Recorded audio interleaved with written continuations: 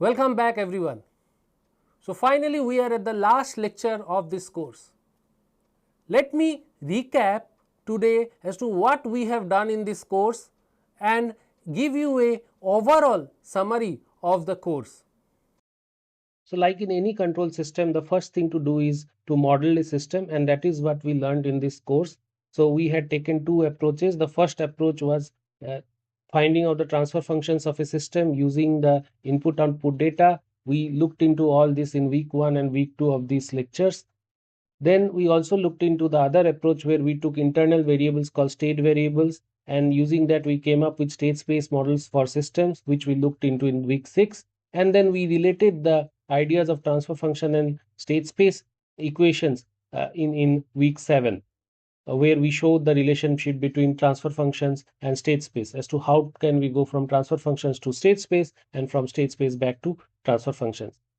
Once we had the transfer function or the state space model, we could go for analysis of the system, and we analyze the system in different ways. We analyze the system from time domain perspective using transfer functions in week 3 and week 4, which led us to the performance specifications like peak time, of percentage overshoot, settling time, and rise time, and the idea of Bibo stability. And on the other hand, when we dealt with state space equations, we looked into the state equations solutions, which we found out using canonical forms like Jordan canonical forms and the ideas of Cayley-Hamilton theorem, and this we looked in week 7 and week 8.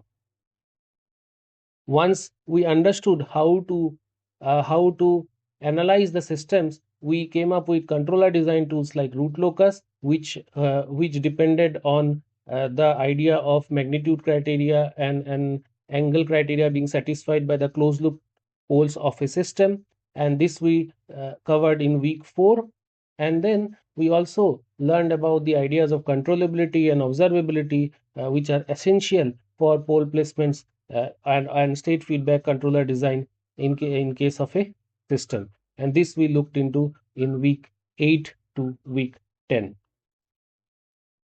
Finally, in the controller design, we have done a lot of controller design in this course, and if you remember, we used root locus and took lot of problems to understand how root locus can be used to design PID, PD, PI controllers, and also we have seen how we can tune PID controllers in week 5 and week 6 together, right? And then we also learned about implementation, or we also learned about how to come up with the gain matrix that is required for state feedback control, and also how to design the observers.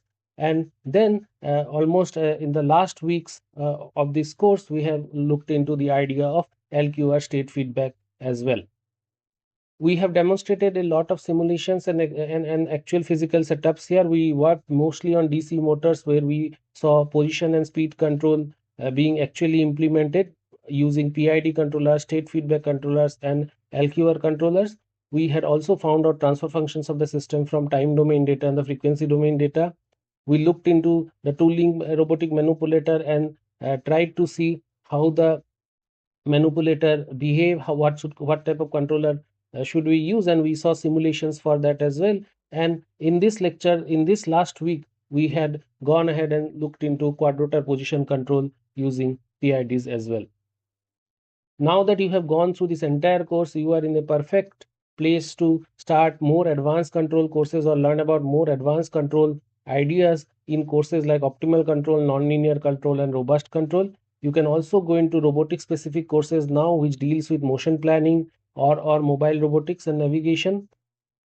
And if you are interested in estimation of the states, estimation how do we measure the states with the help of sensors, all those things, if you want to learn, you should go into courses like estimation theory and machine learning and reinforcement learning for robotics.